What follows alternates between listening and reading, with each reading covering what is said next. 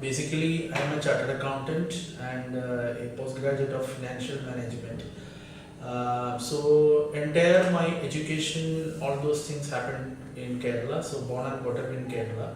Then I moved for my profession. I moved to Pune for some time, and from Pune we shifted to outside India.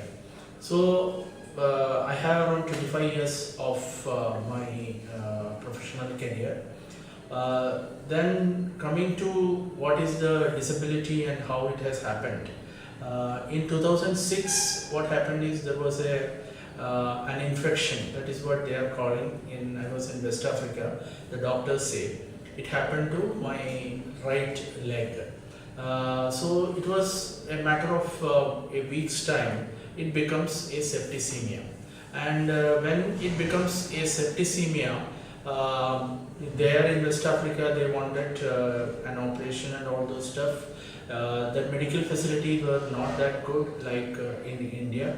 So I said I will fly back to India and let us see what is the issue. I was an active sports person, swimming, badminton, tennis, all those stuff was there. I said I wanted to shift to India, so I came to India.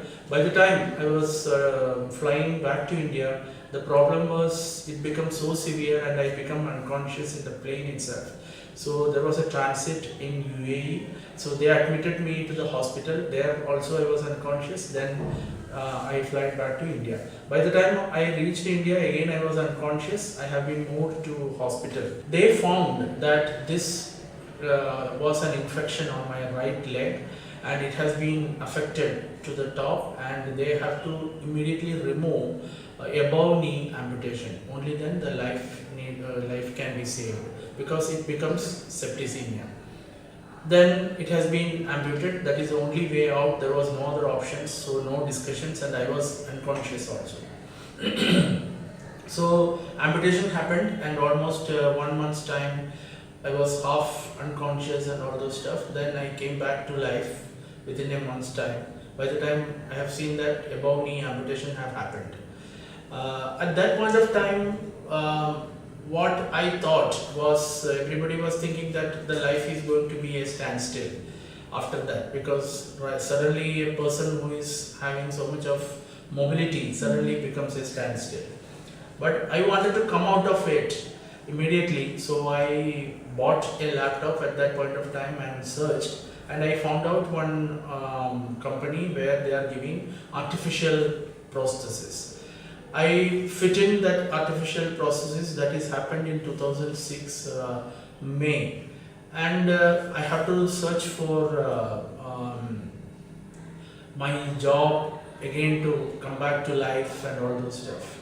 And I want to be back to a normal person, what I was doing previously. But of course, I know that I may not be able to do the same things, but at least I need to achieve. Maybe previously I may be able to do it maybe within 10 minutes, at least by half an hour I need to reach the time target. So I tried looking around. I got an opening in Bangalore at that point of time, a company. I started there again. I joined the organization 3-4 steps down than I was, but fortunately with the company support as well as my own but maybe determination or whatever you can call, I have regained to the same position in that organization within a period of 6 months.